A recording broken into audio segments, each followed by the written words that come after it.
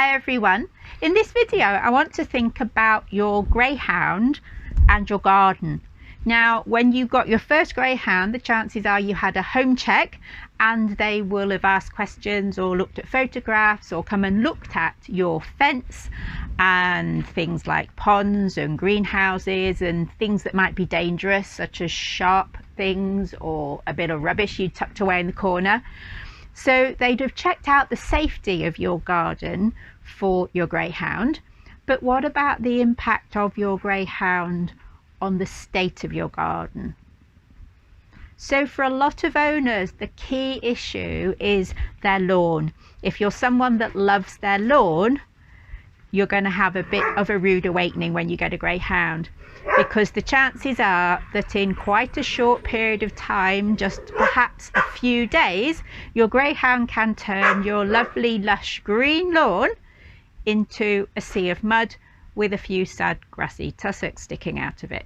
So I remember when I got my first one, I had lawn here, and then having done that, I decided that the sea of mud was just too much of a nightmare to cope with all the mud being trailed into the house. So I put down wood chips, and that was great at first. They looked nice, they were clean, it was easy to pick up the poop from, but as they started to compost down, that became just as grubby as the lawn or the mud had been before I put them down. So that wasn't going to work. What are the other options? I thought about slabs. I could have put slabs down, but then my whole garden would have been a hard surface and I didn't want that. And I don't find my greyhounds like laying on the hard surfaces in the garden. They tend to lay on a softer surface. We could have had gravel, but in my experience they find that quite painful to walk on. And so I ended up having artificial turf, which does have its disadvantages. It can be very hot in the summer. You have to be careful about the temperature in the summer. And of course, it's not the cheapest thing to have installed. But I have to say, like a lot of other users, it has been worth every penny, because ultimately it's easy to keep clean. It looks presentable. If it gets messy, I can just sweep it. And compared with my other options, it's definitely miles better. So your lawn is something that may go quite quickly when you get a greyhound. Some of the problems are to do with them wanting to have zoomies and charge around and have fun, like Daisy here, who's just arrived at high speed. And sometimes it's problems to do with toileting, and that doesn't just affect your grass. So if you've got dogs that squat, and I say dogs because I've got boys and girls that squat, then that's going to burn nasty marks in your grass. And if you've got dogs that cock their legs, then the chances are if you've got plants in containers, they're going to be able to pee in the container. Or if you have plants where they can get quite close to them to pee at the base, they're going to pee up those plants, and those plants may not last very long.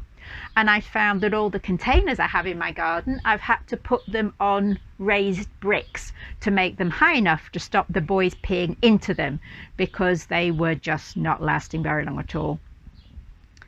And the other thing is, of course, if you have a surface that isn't a hard surface in the garden, is when they poop on it and it's a bit runny, or they're sick on it, is that can be quite difficult to clean up.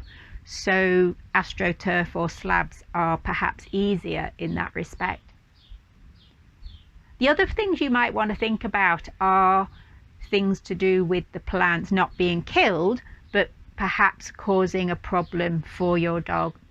And there is a huge, great list of plants you might have in your garden which can be bad for your dog if they eat them in any significant quantity.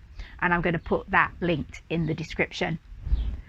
Things you definitely want to avoid are daffodils, tulips, other things that grow from bulbs. Now it's the bulbs that are dangerous if your dog were to dig them up and eat them, but eating the flowers and leaves are not ideal either.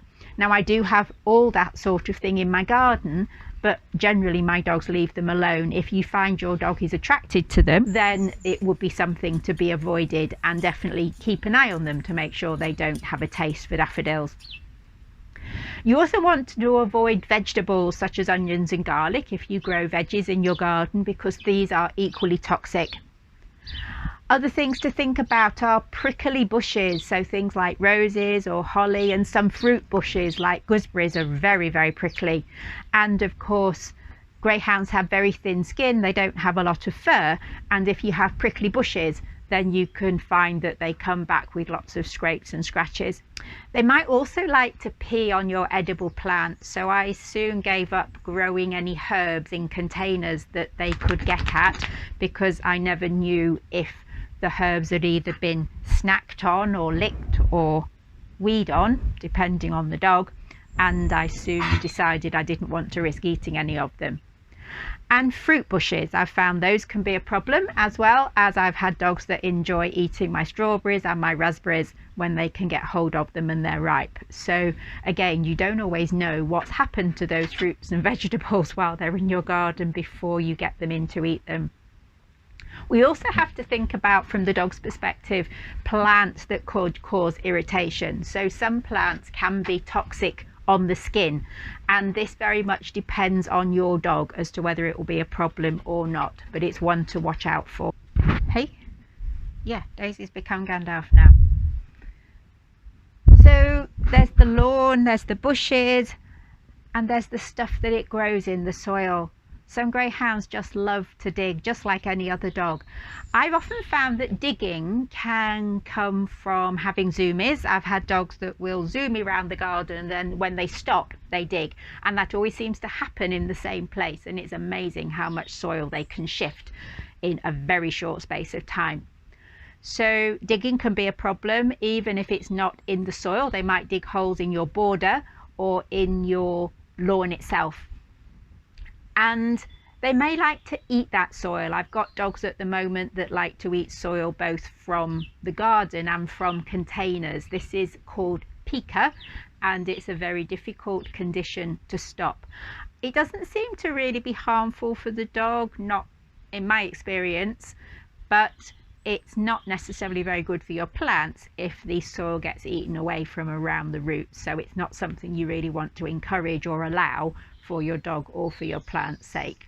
And solutions to some of these problems, well, unfortunately, having the opportunity to supervise the dog is mainly the way forward. Dogs are very aware of when you are able to notice what they're doing and when they're not, and they are opportunists. So you might find they're lying happy as Larry on the grass, snoozing away. You nip inside to fetch a cup of tea, and when you come back out, a big hole has been dug, because once your eyes are somewhere else and your attention is somewhere else, they know they can get away with it. So supervising them is best. What the eye doesn't see, the owner doesn't know about, at least until it's too late. I found to keep them off the borders, having some sort of decorative edging has been useful. I've ended up opting for little wire fences that go round the edge. It's not very high, they could easily step over it, but it's enough to form a boundary that they have learnt to respect. So that's been quite helpful for keeping them on the surfaces I want them to be on. I've also found if there's an area that they like to snack on, or a place that they like to dig, putting a plant pot or some sort of other container or even a brick in that space for a short while can be enough to make them lose interest. Now, they might direct their attention somewhere else, or it might be enough to stop them doing it. And if there are certain plants that they like to snack on, then again you could put something over those plants or round those plants, or you could put that plant in a different place. So Gandalf here has taken a shine to some of the ornamental grasses I've put in, and after quite a few months of me having to protect them, in the end I just dug them up and moved them away into the middle of the border so he can't reach them anymore, because ultimately that was the easiest solution. And so I have to say that my garden now is not necessarily the garden I would have chosen, but it's a garden that works for me and the dogs. And I'm able to protect the plants I do want to keep, And if I've got a problem with them on the hard surfaces, they are easy to clean, so I can rinse them down, I can disinfect them and keep it as sanitary as possible. So that's our doggy garden. I'd love to hear your stories of your doggy problems in your garden and your creative ways of dealing with them. So do tell us those in the comments. That's all for today. I'll be back again soon with more videos for you. Bye for now. Look out for new videos every Monday, and why not subscribe so you don't miss out?